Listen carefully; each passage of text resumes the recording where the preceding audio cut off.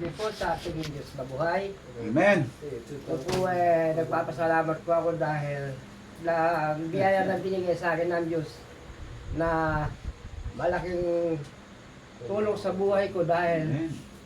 nung ako dialysis, sa taon ako na dialysis, puro dahil sa awa ng Panginoon, dahil ako sa Kanya ay umasa talaga. Ito po ngayon, nagtagumpay po ako, lalo pa sa ko po yung mga pagsubok na nangyayari sa buhay ko. Hindi ko po akalain na sa ganitong panahon ay abuti ko pa po. Yan. Talaga ang Diyos ika nga ay wala namang imposible sa Panginoon kung sa Kanya nalaligtas.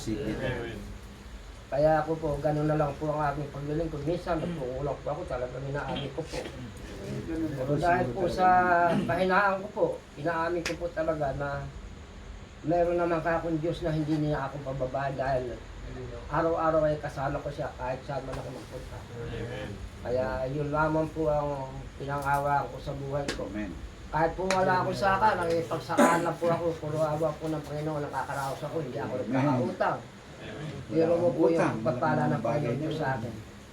Yan lamang po ang aking pagmalaki sa sarili ko na binibigyan po niya ako ng kalakasan.